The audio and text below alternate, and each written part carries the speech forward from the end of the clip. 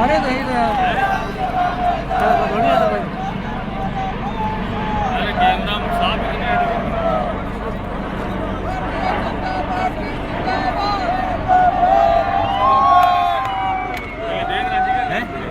एक भाई मैं ये बना रही हूँ।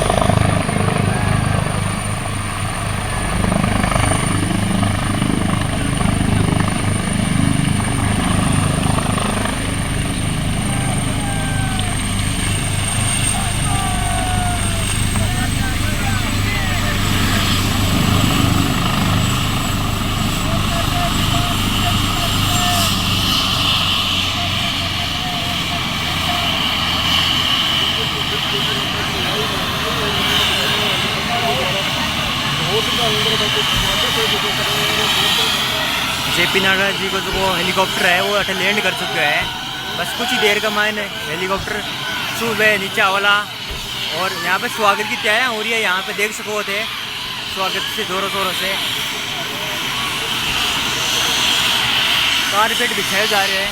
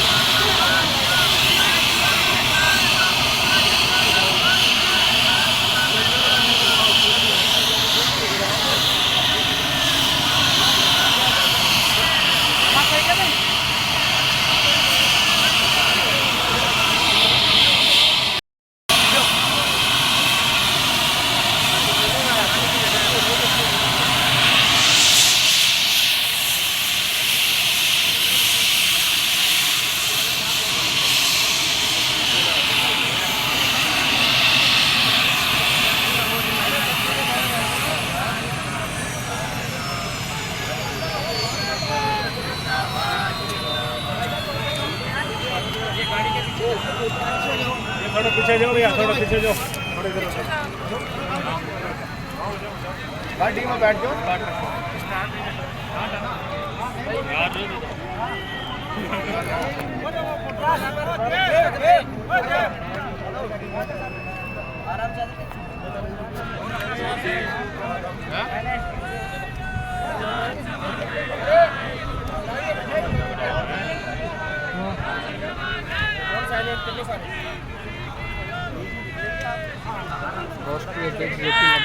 राष्ट्रीय अध्यक्ष जेपी नड्डा हेलीकॉप्टर से उतर के आ रहे हैं। उनके कार्यकर्ता स्वागत करेंगे इनका। अभी देख सकते हो आप आ रहे हैं, सिक्योरिटी के साथ आए हैं, फुल सिक्योरिटी है। और ये देखो स्वागत हो रहा है सुबेदार सरस्वती के द्वारा। यहाँ पे देख सकते हो आप सरस्वती साहब के द्वारा स्वागत हो रहा है उनका, माला फहराकर।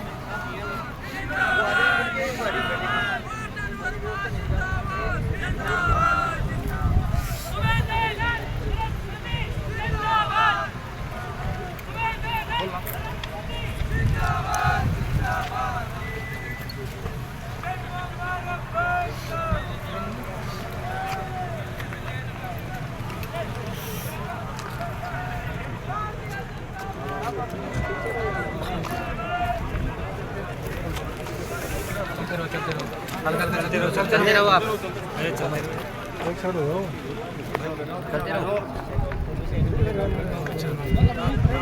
वहीं खड़े रहो भाई। थोड़ा पीछे छोटे एक साइड हमें सर चिंता मत करो मीडिया धन्यवाद ऐसा करके फोटो दे यार एक मिनट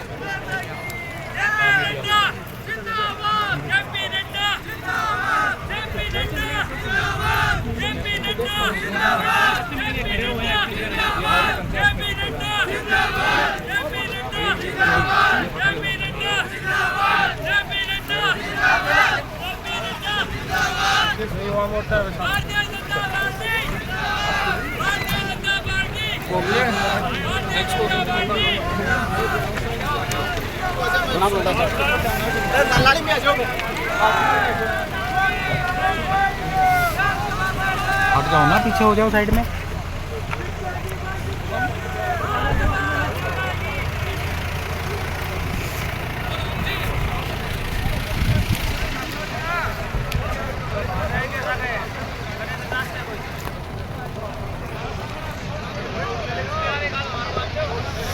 भारतीय जनता पार्टी जिंदाबाद जिंदाबाद जिंदाबाद भारतीय जनता पार्टी जिंदाबाद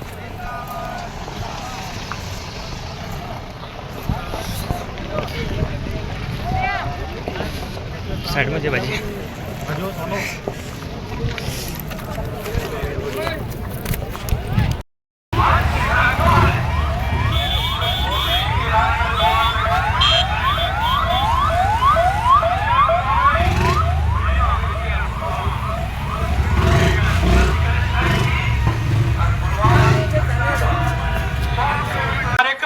गांव-गांव से डानी-डानी से पधारे हुए भारतीय जनता पार्टी के धोद विधानसभा क्षेत्र के मेरे पिता तुल्य बुजुर्गगण, विवाह साथियों, उपस्थित मातृशक्ति, मैं आप सभी से एक ही बात का आग्रह करूंगा राष्ट्रीय अध्यक्ष जी आने से पहले कि अब चुनाव में केवल 3 दिन का समय शेष है।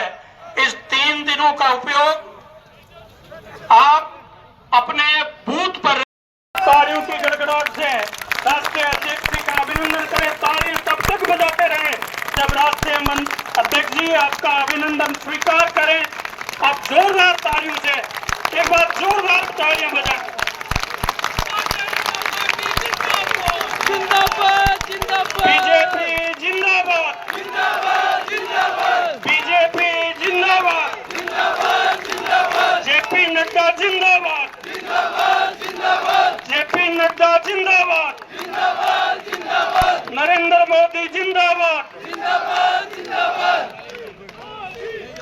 आप सब अपने स्थान पर विराजें। हम सबका सौभाग्य है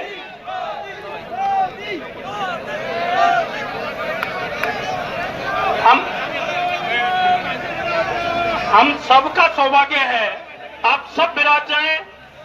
विश्व की सबसे बड़ी पार्टी भारतीय जनता पार्टी के सम्मानीय राष्ट्रीय अध्यक्ष जेपी नड्डा जी हम सबका मार्गदर्शन करने इस धोद विधानसभा क्षेत्र में पधारे हैं।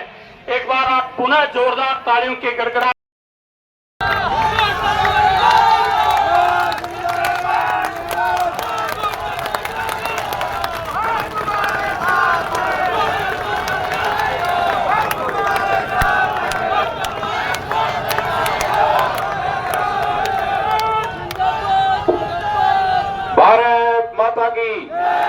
भारत माता की नरेंद्र मोदी जेपी नड्डा मंच पर विराजमान आपने बीच में आशीर्वाद देवा के लिए विश्व की सबसे बड़ी पार्टी का राष्ट्रीय अध्यक्ष आपने बीच में पधारे हैं। बाको जोरदार तालियों से अभिनंदन करो, बाको स्वागत करो। मंच पर विराजमान अपना सौ वरिष्ठ नेता, पदाधिकारी, जनप्रतिनिधि और विधानसभा धोद के कोना कोना पधारेड़ा सगला बड़ा बुजुर्गा ने सगला ने हाथ जोड़ प्रणाम करूं।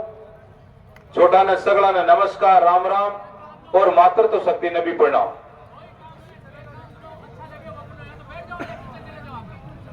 मैं तो आप लोगों ने ही कहना चाहो कि जी प्रकार सु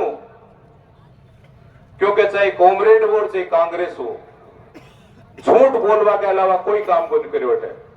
मैं 2-3 बात पूरी करूंगा, क्यों आदरणीय राष्ट्रीय अध्यक्ष जी ने 2-3 मीटिंगा है, इसलिए समय ज्यादा बोल ले। अपने बीच में अपन आशीर्वाद देवा के लिए पधारे है, आप तो यूं सौभाग्यशाली। हाँ जी प्रकार सु कॉमरेड कहे कि मैं मारी सरकार बन जाए और मारी सरकार बन जाए तो मैं किसानों को बहुत भलो कर सका, कायटा के कर सका। तो आप लोगों ने पता होगा कि पश्चिम बंगाल में 34 साल राज कर लियो और 34 साल राज करने के बाद में आज बा किसानों ने पैर बने चप्पल को नहीं मिले। और तो और पहले अपना लोग अठे कलकत्ता बड़े महानगर में कमा भाई जाता, लोग अपना कहता साहब दिसाउर जा रहे, और आज भी कलकत्ता की स्थिति आ होगी कि कलकत्ता अठे राजस्थान में नहीं, अठे सीकर में कमा बना रहे, अठे धोध में कमा बना रहे। और पहली ये दीवारा पर लिखता कि धारा 370 हटाओ और कश्मीर को बचाओ। देखता ना पहले लिखेड़ो दीवारा पर, कॉमरेड लिखता को नहीं धारा 370 हटाओ और कश्मीर को बचाओ, लिखता ने। अरबी जी मोदी जी भी धारा 370 हटाई ने, जरा 100 पहली चोट कोर के सामने जार खड़ा होगा कि मोदी जी धारा 370 की हटा दी थी। हद होगी, एक मंडे तो थे कह रहा होगा हटाओ और एक मंडे के वापस जोड़ो। दोगला प्रकार सु, क्योंकि बात में यदि सही नहीं रहे तो मैं सोचूं वो आदमी बिल्कुल गलत हुए। मैं आप सब लोगों ने कहना चाहूं कि कांग्रेस जी प्रकार सु आपने किसानों के साथ में धोखो करो। और तो और जखा बच्चा पढ़ाई करे, जखा बच्चा अपना विद्यार्थी कोई जयपुर जाए, कोई दिल्ली जाए, कोई अजमेर जाए, और वो साल 2 साल 3 साल पढ़ाई करे, और पढ़ाई करने के बाद में जब वो जी पेपर देने जाए तो सुबह पहले जो को परीक्षा केंद्र पर जार खड़े हुए जना कैसा है पेपर तो आउट हो गो। 18 बार राजस्थान का पेपर आउट हुआ है, युवाओं के साथ में कत्तो बड़ो धोखो करे है। और तो और एक आपने सांचौर के मायने गांव है और बी गांव में 100 थानादार सागे लगे, एक सागे। तो आप बात बताओ कि जी मान लो कि धोध गांव के मायने 100 थानादार सागे लागे, इको मतलब पेपर आउट को नहीं, पेपर ने एकदम बिल्कुल पूरो को पूरो ही खाएगा 18 बार। तो यह कि निकम्बी सरकार ने आज मोदी जी जी प्रकार को घोषणा पत्र जारी करे। मैं तो निवेदन करूं कि बात तो आदरणीय अध्यक्ष जी आपने बताओगा, राष्ट्रीय अध्यक्ष जी, लेकिन मैं आप सब लोगों को निवेदन करना चाहूं कि जी प्रकार सु अब मैं तो एक दूसरी बात और भी मेरे लिए भी कहना चाहूं कि पार्टी और राष्ट्रीय नेतृत्व और आपनो राज्य नेतृत्व और आपनो जिला नेतृत्व सबने धन्यवाद दूं कि मेरे ऊपर भरोसा करो, लेकिन वो भरोसा मेरे ऊपर को नहीं करो, वो ई धोध की जनता पर करे। क्योंकि लोग मन कहता कि थे टिकट मांगवा जाओ, मैं कहता हूं साहब थे मांगो, आपा ने तो को नहीं था, खट्टा मांगनी है कि नहीं करना है, तो आज टिकट जीतोगा तो आज धोध की जनता जीतेगी, और चुनाव हारोगा तो थे हारोगा। मेरो काम तो केवल हाथ जोड़वा को है, मैं तो केवल हाथ जोड़ सकूं। आज आप हजारों की संख्या में बैठे हो, एक किलो गोवर्धन 10 जगह जा सके, 50 जगह जा सके, 100 जगह जा सके, लेकिन हजारों कार्यकर्ता जना निकले ने जना लाखों ग्राम में जा सके, लाखों मतदाता के पास में जा सके। इसलिए मेरे विशेष आप सब लोगों को निवेदन है, अरबिया सो माखाड़ो चुनाव तो अब के ही है, तो माखाड़ो बड़े चुनाव जी, माखाड़ो बड़े चुनाव अब के फिर भी 4 बड़ाई के मायने खड़ा उड़ा है, और 4 बड़ाई में थाने 1 बड़ाई ने वोट देना है। तो सरकार बीजेपी की बन रही है ने, सरकार बीजेपी की बन रही है को नहीं राजस्थान में, तो सरकार बीजेपी की बन रही है ना, थागाड़ा गोवर्धन ने जीता और भेजो तो 2 काम बधी कर लिया है। नहीं तो की मतलब निकलती फिर हमेशा सरकार के सागे चालनो चाहिए, सरकार के पक्ष में रहना चाहिए, क्योंकि जी प्रकार सु थे लोग सने दिए है, आशीर्वाद दिए।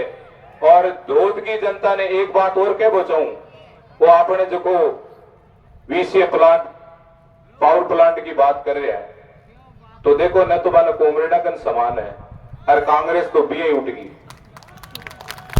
जनता चाहेगी कोई काम होगा और बीच में गोवर्धन फाके सागे है, और आप इन बंद कराना तो बंद करावागा, क्योंकि जनता को निर्णय सर्वोपरि है।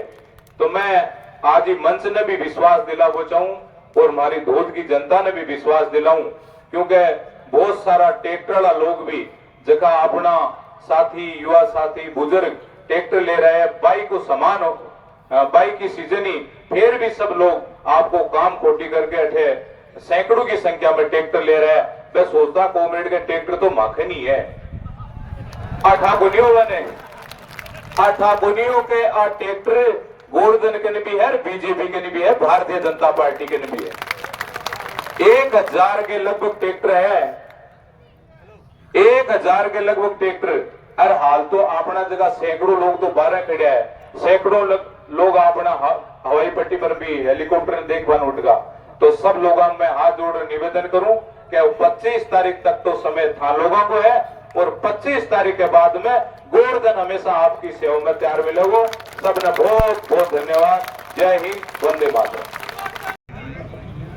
नमस्कार, मैं सुभाष मेहरिया धोद विधानसभा क्षेत्र की आज की मीटिंग में व्यक्तिगत रूप से उपस्थित नहीं हो सकता, क्योंकि मेरे चाचा जी श्री भाग्यकुमार जी मेहरिया का निधन आज सवेरे हुआ है। आज ही उनकी अंत्येष्टि है, इसलिए मैं सभी से अपील करना चाहता हूं कि 25 नवंबर को होने वाले मतदान में कमल के निशान पर बटन दबाकर श्री गोवर्धन वर्मा को भारी मतों से विजयी बनाएं। धन्यवाद। अब मैं बहुत सम्मान के साथ पार्टी के सम्मानीय राष्ट्रीय अध्यक्ष जेपी नड्डा जी से आग्रह करूंगा, आप पधारें और जोरदार तालियों की गड़गड़ाहट से जब वो मंच पर आए तो आप जोरदार अभिनंदन करें, आप हमारा मार्गदर्शन करें। सम्मानीय जेपी नड्डा साहब।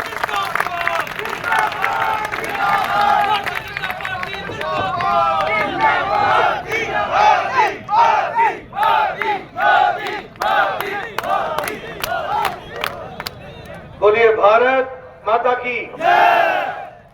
भाई जरा जोर से आवाज दिल्ली तक पहुंचनी चाहिए, जयपुर तक पहुंचनी चाहिए। बोले भारत माता की, भारत माता की। आज के इस चुनावी सभा में मंच पर उपस्थित हमारे बहुत ही लोकप्रिय सांसद और संसद में मेरे साथी सम्मानीय सुमेधानंद सरस्वती जी, आज यहां उपस्थित राज्यसभा के मेरे साथी श्री विजय पाल तोमर जी, जो सह प्रभारी भी हैं, हमारे बहुत ही लोकप्रिय प्रत्याशी सम्मानीय गोवर्धन जी वर्मा जी, हमारे यहाँ के जिला के अध्यक्ष पवन मोदी जी, रामेश्वर रडवा जी, हरिराम जी, शोभा सिंह जी और यहाँ उपस्थित सभी वरिष्ठ पदाधिकारीगण और अपने इस क्षेत्र में इतनी बड़ी संख्या में आए हुए देवी और सज्जनों और मेरे युवा साथी, प्रिंट मीडिया और इलेक्ट्रॉनिक मीडिया के मेरे साथी, मेरा ये सौभाग्य है कि मुझे आज गोवर्धन वर्मा जी के लिए चुनाव में प्रचार करने का मौका मिला है और इस स्थान पर आप सब लोगों के दर्शन करने का भी मौका मिला है। लेकिन जब मैं यहां आया हूं तो सबसे पहले तो जीण माता जी को नमन करता हूं और उनके साथ साथ भगवान खाटू श्याम जी को भी नमन करते हुए अपनी बात को प्रारंभ करता हूं। ये शहीदों की भूमि है, ये योद्धाओं की भूमि है, ये वीरों की भूमि है, ये अध्यात्म की भूमि है और ये समाज के सुधारकों की भूमि है। ऐसी भूमि को भी मैं नमन करते हुए अपनी बात को प्रारंभ करता हूं। मित्रों, आप सब लोग जब गोवर्धन जी को सुन रहे थे तो मैं जो आप लोगों की एकाग्रता देख रहा था और समय समय पर जो तालियां बजा रहे थे, उस ताली की गड़गड़ाहट से मैं समझ गया था कि आपने गोवर्धन वर्मा जी को विधानसभा में भेजने का निर्णय ले लिया।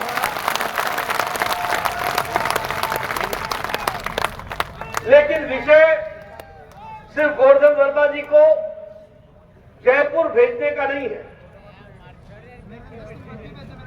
उद्देश्य यह है कि गोवर्धन वर्मा जी के माध्यम से सीकर की जनता को, दाऊद की जनता को एक बड़ी लड़ाई लड़नी है और वो लड़ाई का माध्यम 25 तारीख को कमल के बटन को दबाकर गोवर्धन जी को आप ताकत देंगे, ये मेरा विश्वास है।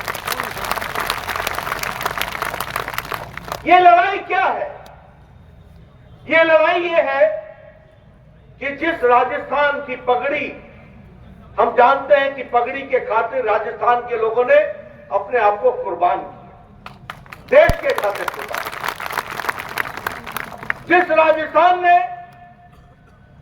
संस्कारों में अपने आप को स्थापित किया, देवतुल्य राजस्थान के लोग जिन्होंने देश को एक दिशा दी, आज दुख के साथ कहना पड़ता है कि यह राजस्थान पिछले 5 साल में गहलोत सरकार की खोट के कारण इसको बहुत बड़ी चोट लगी है, इसको हमको समझना होगा। एक तरीके से राजस्थान को ग्रहण लग गया और वो ग्रहण हटाने का समय 25 तारीख है। 25 तारीख को आप राजस्थान को फिर से विकास की पटरी पर आप डालेंगे। मित्रों, आप बताओ, आज राजस्थान की पहचान भ्रष्टाचार के रूप में होती है कि नहीं होती है? होती है कि नहीं होती है? आज राजस्थान की चर्चा बहु बेटियों के साथ अत्याचार की होती है कि नहीं होती है? आज राजस्थान की चर्चा किसानों को धोखा देने के लिए होती है कि नहीं होती है? आज राजस्थान की चर्चा दलित भाइयों के साथ अत्याचार की होती है कि नहीं होती है? आज राजस्थान की चर्चा धार्मिक ध्रुवीकरण और भाई को भाई से लड़ाने का, हिंदू मुस्लिम के बीच में लड़ाई लगाने का काम गहलोत सरकार ने किया कि नहीं किया? मित्रों, ये जो गहलोत सरकार ने धर्म के नाम पर दलितों का साथ अत्याचार, युवाओं के साथ अत्याचार, किसानों के साथ अत्याचार, इसको जवाब देने का मौका है तो 25 तारीख को है और 3 तारीख को गोवर्धन को फिर से एमएलए बना करके आपने भेजना है। इसकी आपको चिंता नहीं। मित्रों, एक बात और मैं बता देता हूं, मैं इसके बाद फतेहपुर जाऊंगा। मामला सिर्फ दाऊद का नहीं है, मामला सिर्फ सीकर का नहीं है, मामला सारे राजस्थान का है। आपको एक बात मैं बता देता हूं, जहां जहां कांग्रेस रहेगी वहां वहां भ्रष्टाचार रहेगा। जहां जहां कांग्रेस रहेगी वहां लूट होगी। जहां कांग्रेस होगी वहां घोटाला होगा। जहां कांग्रेस होगी वहां घपला होगा। जहां कांग्रेस होगी वहां अत्याचार होगा। जहां कांग्रेस होगी वहां व्यभिचार होगा। जहां कांग्रेस होगी वहां छलावा होगा। जहां कांग्रेस होगी वहां धोखा होगा। और जहां भारतीय जनता पार्टी का कमल होगा वहां विकास होगा। जहां भारतीय जनता पार्टी का कमल होगा वहां तरक्की होगी। जहां भारतीय जनता पार्टी का कमल होगा वहां देश और प्रदेश आगे बढ़ेगा। और मैं जब ये कहता हूं तो कहने के लिए नहीं कहता हूं, जब मैं भ्रष्टाचार की बात करता हूं, बताओ कांग्रेसियों ने पनडुब्बी घोटाला किया था कि नहीं किया था? किया था कि नहीं किया था? गगन में हेलीकॉप्टर का घोटाला किया था कि नहीं किया था? 2G का घोटाला किया था कि नहीं किया था? कोयला का घोटाला किया था कि नहीं किया था? चावल का घोटाला किया था कि नहीं किया था? इन कांग्रेसियों ने न आकाश छोड़ा, न समुद्र छोड़ा, न पाताल छोड़ा, न धरती छोड़ी, कोई लोक नहीं छोड़ा, कोई जगह नहीं छोड़ी जहां भ्रष्टाचार। आप बताइए, गहलोत सरकार ने वृद्धावस्था पेंशन में भ्रष्टाचार किया कि नहीं किया? बताओ भैया, भ्रष्टाचार किया कि नहीं किया? मालूम है कितने का? 450 करोड़ रुपए का। आप बताइए भैया, जरा शांत बैठो।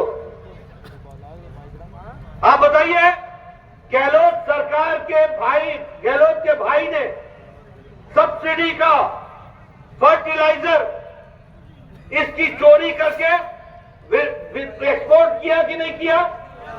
किया कि नहीं किया? गहलोत के रिश्तेदारों ने 11,000 करोड़ रुपए का ठेका लिया कि नहीं लिया? सरकारी ठेका।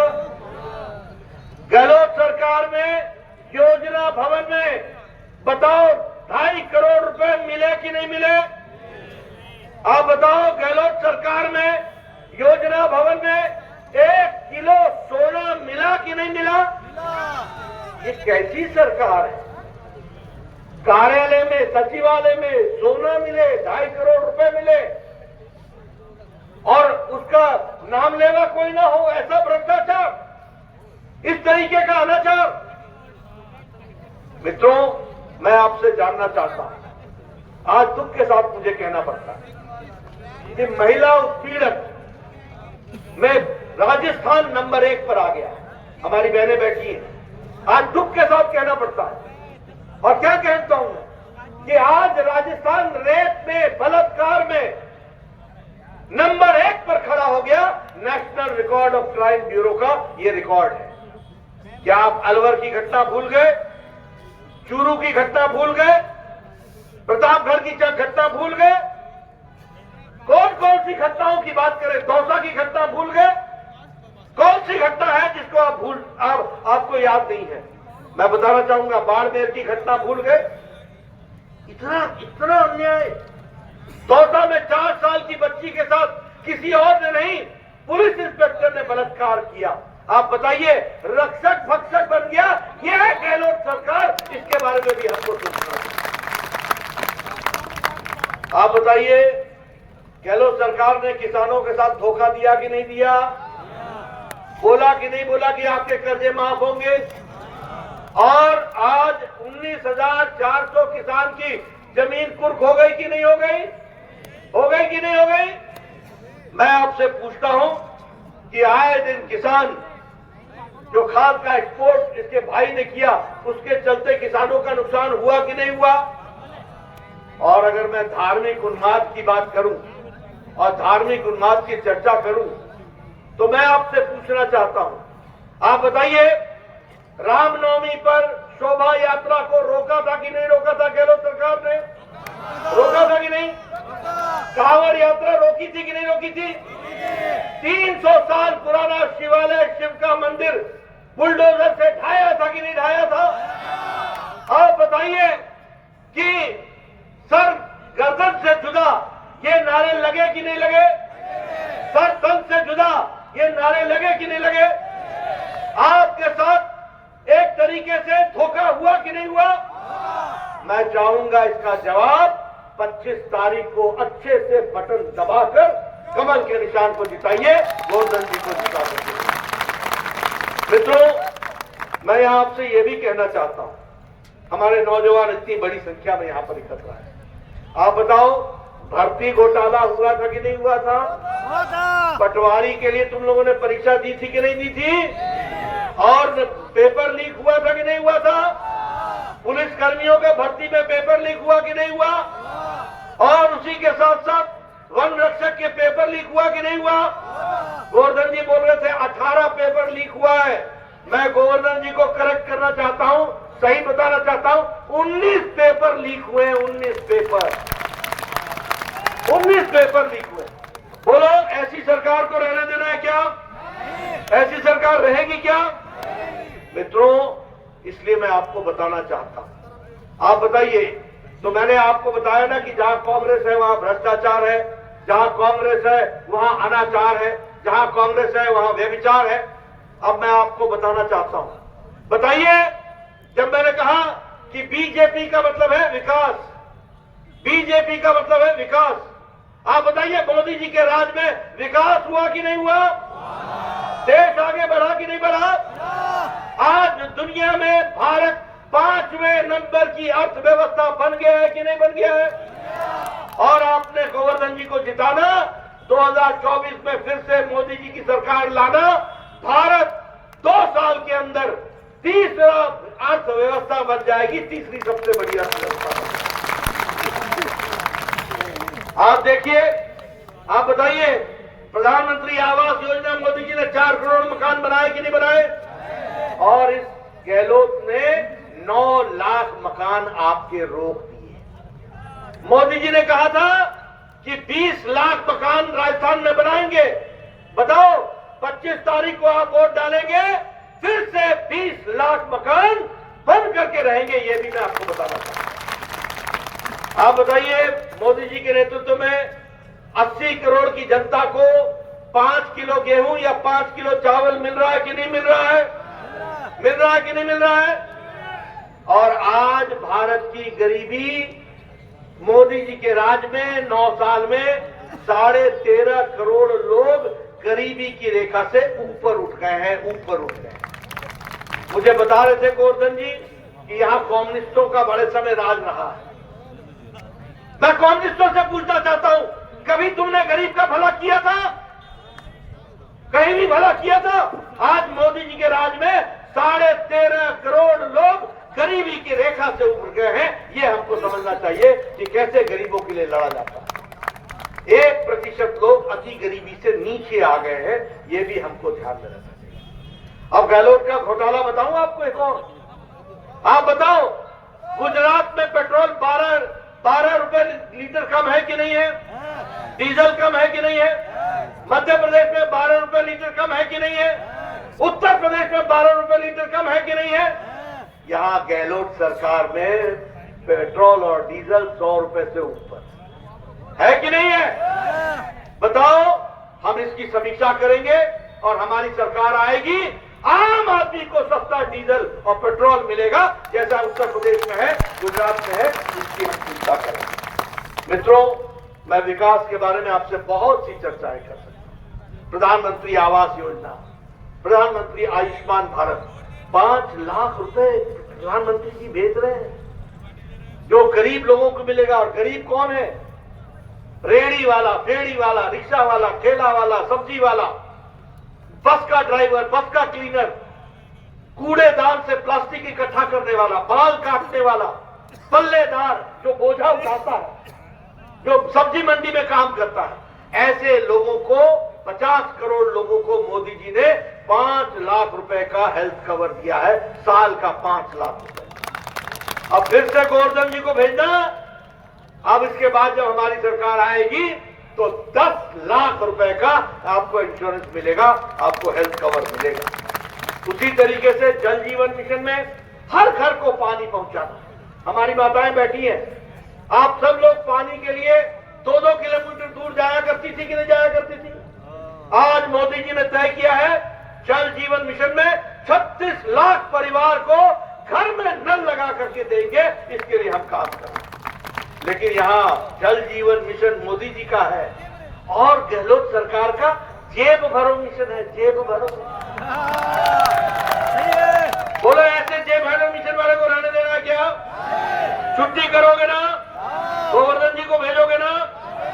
और मित्रों, मैं आपको एक बात और बताना चाहता हूं, रोजगार के बारे में। यहां बोलते हैं बेरोजगारी है, बात सही है, लेकिन मोदी जी ने 6 लाख लोगों को सरकारी नौकरी का अपॉइंटमेंट लेटर हाथ में थमा करके दिया है। और यहां भी हम वायदा करते हैं, हमारी सरकार बना देना, 2.5 लाख लोगों को हम 5 साल के अंदर नौकरी देंगे, इसकी भी हम आपको बताना चाहते हैं। मित्रों, राजस्थान में 44,000 करोड़ रुपए भारतमाला प्रोजेक्ट में खर्च किया है। मैं दूर की बात करूंगा तो आप बोलोगे भारतमाला किसने देखा? आपने सीकर का मेडिकल कॉलेज देखा कि नहीं देखा? देखा कि नहीं देखा?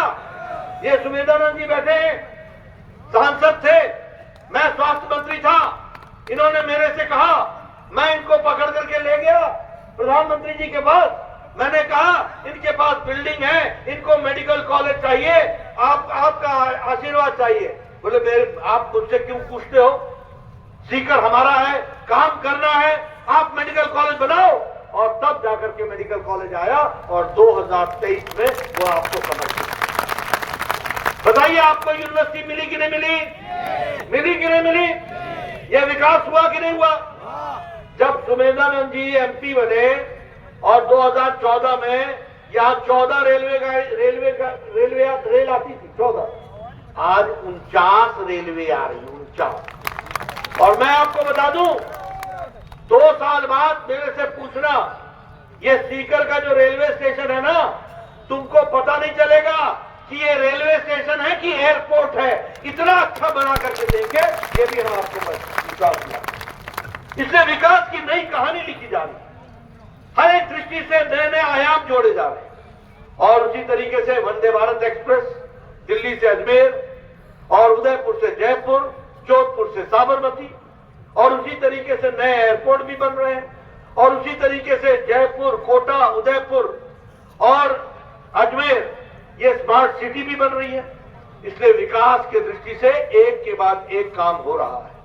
अब मैं आपको बताना चाहता हूं, हमारे किसान भाई ये याद रखें, आप जब गोवर्धन जी को भेजेंगे ना, और मेरे कम्युनिस्ट भाई भी याद रखें, बहुत लाल झंडा लेकर के घूमते रहे ना, आपको सबक सिखाया तो गोवर्धन ने सबक सिखाया है, ये भी हमें याद है।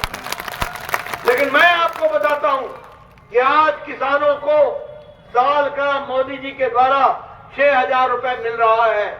आप गोवर्धन जी को चुनाव जिता करके भेजना, सरकार हमारी बनाना, हर किसान को जो प्रधानमंत्री किसान सम्मान निधि में आता है उसको 12,000 रुपए साल का मिलेगा। इसकी हम व्यवस्था करेंगे। और गेहूं की खरीदी वो एमएसपी के ऊपर 2,700 प्रति क्विंटल हम खरीदी करेंगे। और किसानों को मैं बता दूं, जिनकी जमीनें गई हैं, हम एक कॉम्पेंसेशन पॉलिसी बनाएंगे और उनको उचित न्याय दिलाएंगे। ये भी मैं आपको वायदा करके जाता हूं, ये भी आपको बताऊंगा। हमारी माताएं बैठी हैं, मैं आपको बताना चाहता हूं, एक तो आपको प्रति सिलेंडर अब 450 रुपए की सब्सिडी मिलेगी प्रति सिलेंडर, ये भी आप जानें।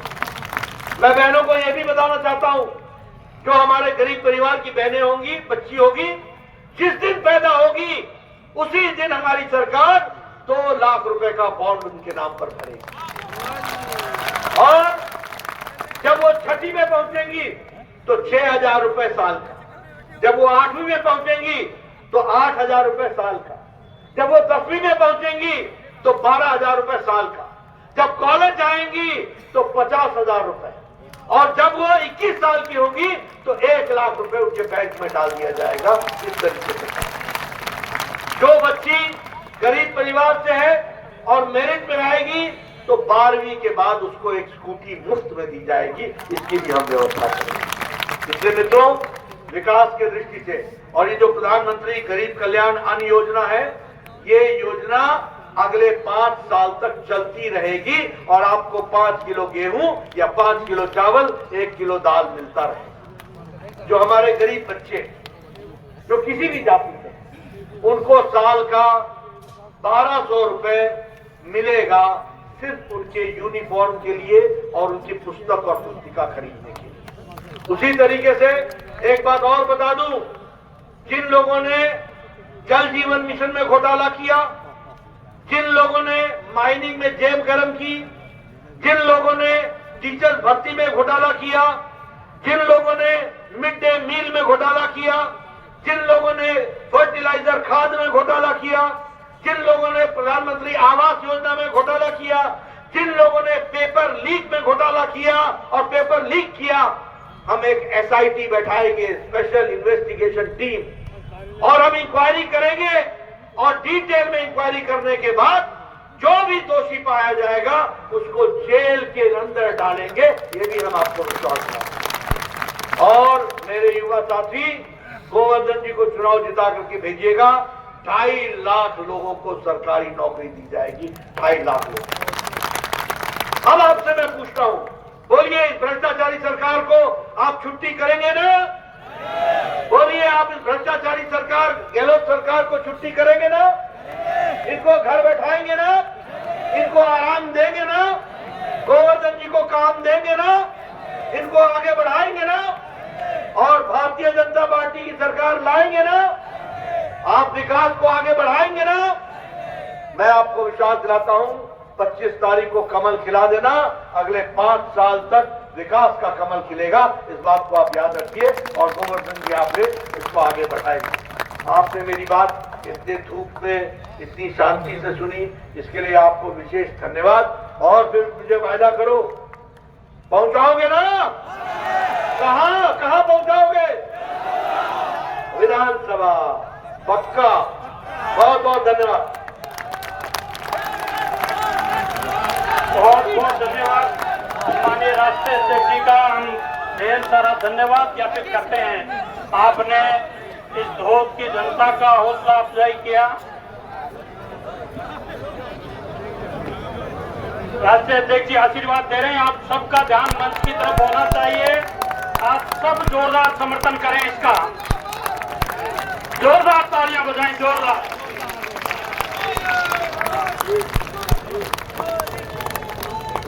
मैं राष्ट्रीय अध्यक्ष जी का बहुत धन्यवाद ज्ञापित करता हूं। आपने धोद की जनता का मान सम्मान बढ़ाया है। आपके लाडले सपूत गोवर्धन को आपने आशीर्वाद दिया है। आपको एक ऐतिहासिक जीत धोद की जनता दिलाएगी। मैं आए हुए सारे गणमान्य लोगों से कहूंगा कि आप बहुत शांति से, बहुत बड़ा ट्रैफिक है, ट्रैफिक की बहुत भीड़ है, आप बहुत शांति से पधारेंगे।